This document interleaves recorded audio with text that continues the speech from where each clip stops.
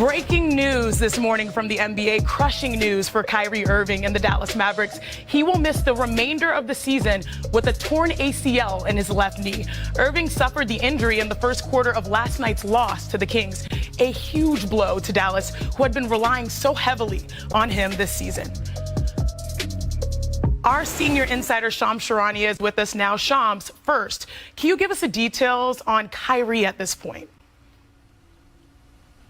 Janae, so Kyrie Irving underwent testing on that knee last night. Results showed a torn ACL. He is out for the season. I'm told the good news, though, is that the damage was to the ACL, nothing to the meniscus, no other ligament damage. But now Kyrie Irving is looking toward surgery, rehab, recovery. It's crushing for him.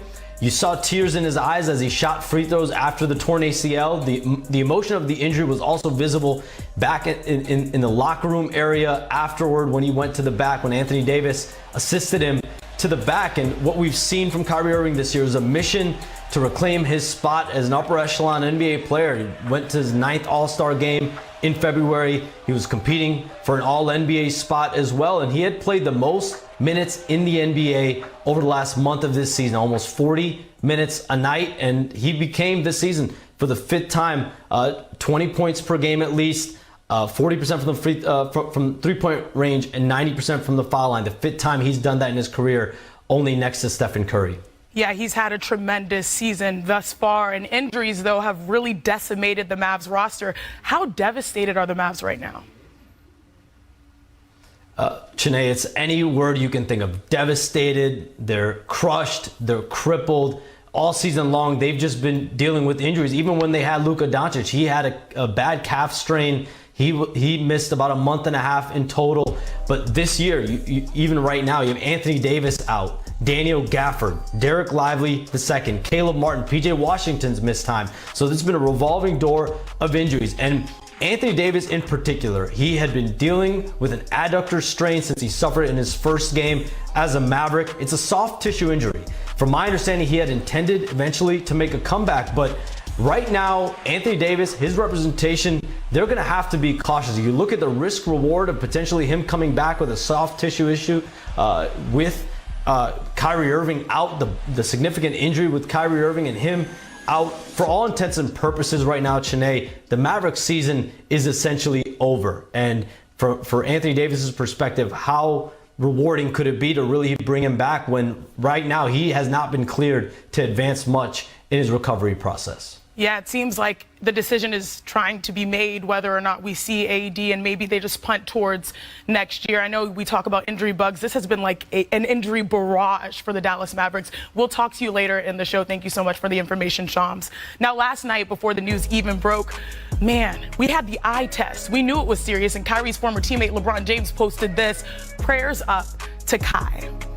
Now, Luka Doncic also posted to his Instagram as well, quote, "You will come back strong, mi hermano," which means my brother. Let's bring in the rest of our panel today: Kendrick Perkins, Anscape senior writer David Dennis Jr., and of course our front office insider Bobby Marks. All right, guys, before we go on, let's take a look back at how this all unfortunately went down. When we see this game, I know a lot of people will see and say, oh, you know, obviously you see the outcome of the Kings win, but more importantly, this is something that really changes their scopes for the playoffs, starting with the Mavs and the Kings. Kyrie drives, and there you see it. He goes down hard. It's the left knee. Kyrie, there it is. Some motion, some pain.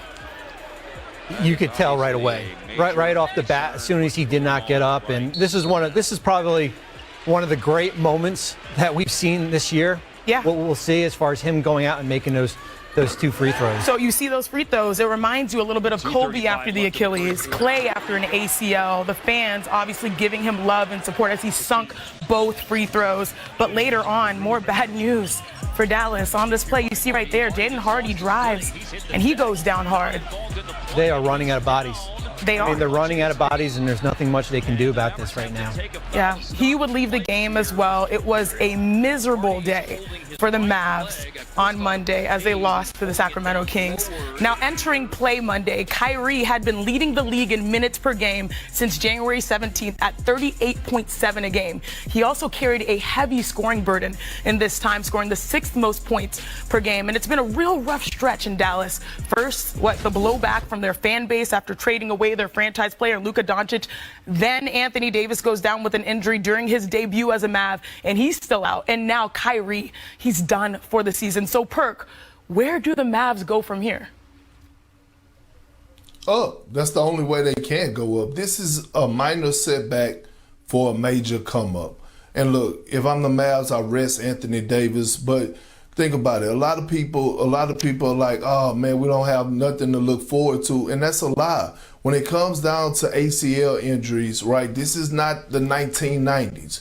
Right, the NBA is a multi-billion-dollar company. They have the best doctors. They have the best technology. And you're talking about a guy in Kyrie Irving that's going to put 100% into his rehab and getting back on the floor. I'm not worried about Kyrie. I know his mentality. Anthony Davis, he's going to come back with a chip on his shoulder. We saw it before he got injured, how he was playing like he had something to prove. The Mavs are going to be just fine. Again, the pressure is on them in the next 2 to 3 years to actually go out there and win a championship.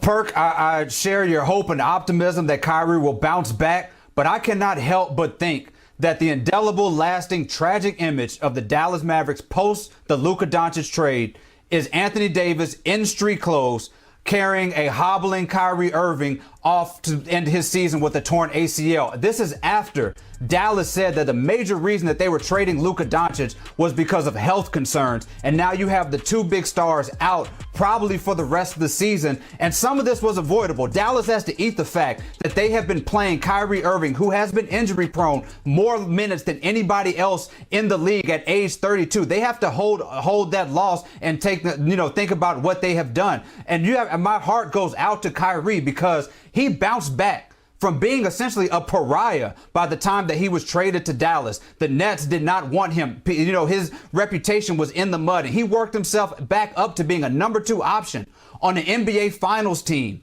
And now he was playing, basically to end his season because his star has been traded. And now you're injured for the rest of the season. And a lot of that is institutional failure by that Mavericks team because Kyrie and that team deserve better than how this ended up. Yeah, and what Perk said, there's good news. We started the segment hearing from Shams Charania saying hopefully, and this is what they're thinking, that it's solely the ACL, which is actually good because sometimes when you have these types of injuries, it can affect other ligaments and other structures. So at least hopefully you think that the recovery time is maybe in the 6, 7, 8 months, 9 months range. But obviously, we're going to look at an offseason that has huge implications. What are those? Well, there's a couple things here. Certainly, the likelihood is that they're going to have a lottery pick here. And as we saw a few years ago, it worked out for them with Derek Lively. They're 3 games ahead of Phoenix, 4 games ahead of Portland. One of those teams likely will probably catch them. I think tonight the big question is going to be what happens with Kyrie Irving. He's got a $43 million player option, certainly has the luxury to opt in and to maybe extend off that number, but he's 30. He's going to be 33 in 2 weeks. It's the same knee from 2015 when he hurt it in the NBA Finals here.